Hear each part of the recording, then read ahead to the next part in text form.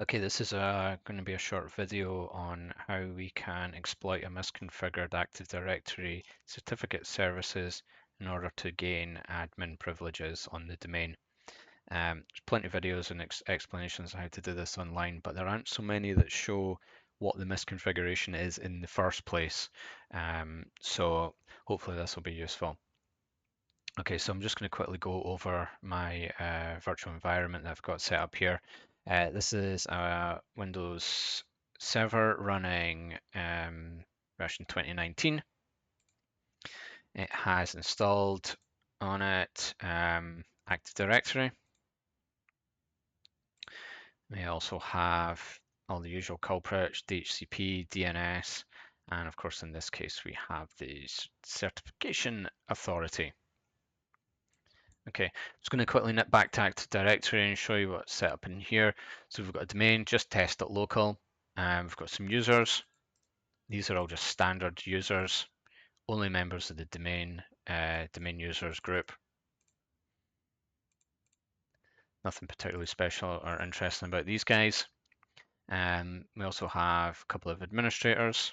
So we've got the boss, and he is a member of domain admins, enterprise admins, basically just a copy of the built-in administrator user and the support user as well, which is just exactly the same, just a copy. Okay, and with this exploit, we will ultimately be able to dump the password hashes of all of these users. Okay, so back over into the certification authority. If we expand this and go into certificate templates, give it a little moment because this always takes a little while.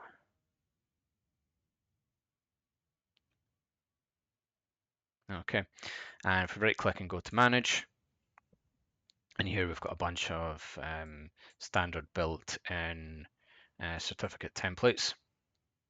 Okay, so what I'm going to do just for this demonstration is take a copy, duplicate even the user template. Okay, and in here we have lots and lots of different settings. Under the General tab, I'm just going to give it a name so we can find it easily. So we're going to call it Dodgy Cert. Under Security, this is where we can make things a bit misconfigured.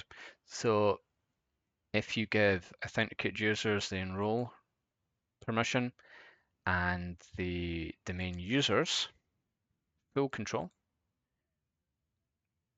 okay, you notice that nothing really happens, doesn't look too dodgy. However, if we go into the subject name, by default, when you send a certificate request, it will use the user's Active Directory attributes for the request. However, you can set it to so that you can supply your own subject, and as you'll see, you'll get a warning saying this is a security risk and it's not recommended. And basically, what this lets you do is request certificates as other users on the domain, including administrators. So another option that can tighten this up is under issuance. And you can say that a certificate needs manager approval, and we're going to leave that off. But just to show you what happens, if you turn it on and then turn it off, you get the same warning popping up. Okay, I think that's everything in there. Yeah, that's everything. So we're going to create that template. And now in here, we are going to say a new template to issue. Choose our dodgy cert. And that's it sitting here. Now people can request a certificate based on that template. Okay, so we're going to hop over to Kali now. Let me just clear that. Let me just quickly check for connectivity. We should be able to ping this server. It's not replying, but that's fine. It did resolve it, so that's all looking good. Okay, so the tool we're going to use is called Certify. Okay, and the first function we're going to give it is find. So this is going to basically look at the server for any vulnerable certificate templates, and the only authentication we need to give the server is a standard user. So if you remember that Alice was one of the standard users, So I'm going to give it her account name and password, super secure password. The main controller's IP address, which in this case is shoot, 10.0.2.15. We're going to give it the vulnerable flag. That will stop us. That will only show the output from vulnerable templates rather than them all, and we're going to go standard output so that we can see it on the screen. Okay, just let this run. You'll get a few errors. That's normal. That's it, just trying different methods of connection. And here we go. So the first thing you should notice is the vulnerabilities section on this output. ESC1 is the one that we're interested in just now, and you can see that it says domain users can enroll. Enrollee supplies the subject, so that's the thing I was talking about, and the template allows client authentication. Okay, some other bits and pieces you need to look out for in here. For the next command, we will need the certificate authority's name, which is that there. You'll need the DNS name.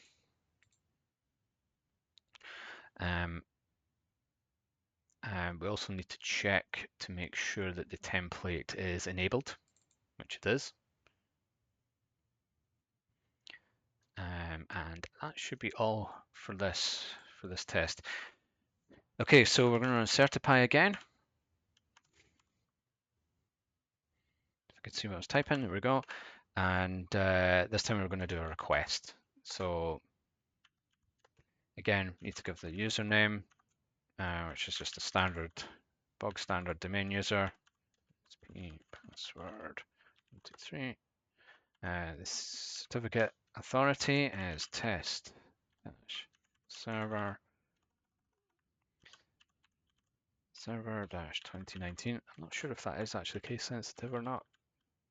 So the target, so that's the server's name. I know you can see this is all here already, but I'm just going to go over it one by one. The template, of course, which is the dodgy cert that we just created, and the UPN. This is where we can supply an admin account.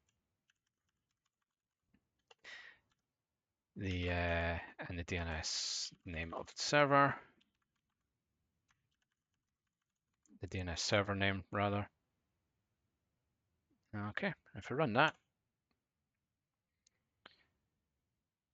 we got an error.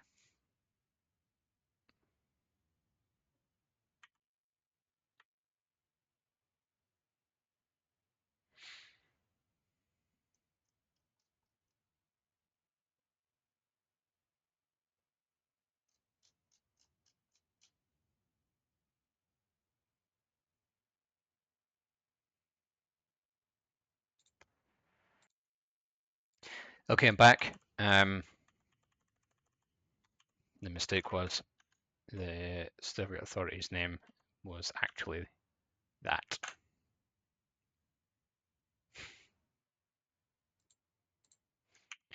It is in actual fact not that. In actual fact, that. Okay, so there we go. So you see that it's outputted a certificate file of boss server. So that's us now got a certificate. Okay. So we can now get the boss's password hash from this. So if we go certify again, and we're going to use the authentication. That's PFX. Name of the file. Again, we'll give it the domain controller's IP address, which is 10.0.2.15. Okay, so this certificate has 2 items in it. We would want to choose item 0, which is the UPN.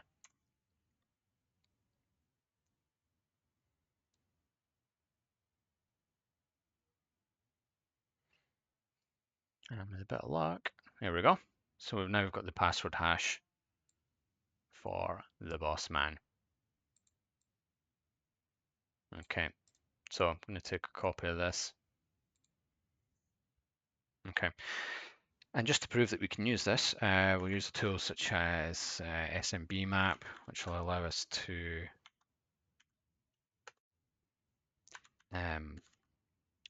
authenticate with SMB shares on a box, on a Windows box. So we're going to say,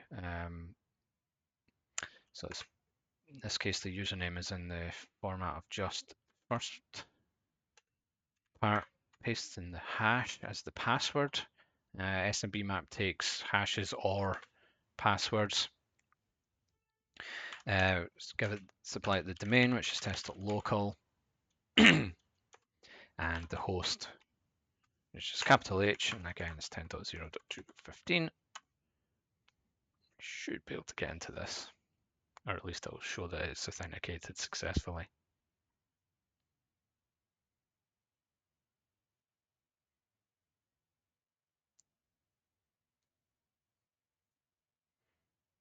Okay. So that looks good. Test share, you can see status as admin. Looks good. Okay, last thing we can do, we can use a tool called in-packet secrets dump.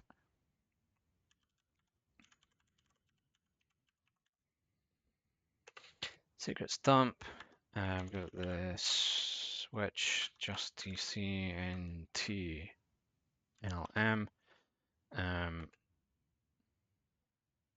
This takes a username of the domain first, and we're going to go /boss at, and the IP address of the domain controller, which is 2.15 minus hashes, and this should dump the hashes of all the users in Active Directory, and there we go. So it's administrator guest, but we can see Alice, Bob, Charlie, Darren, Elsa, Boston support, and we've got hashes for all of them. So you can do what you like with those.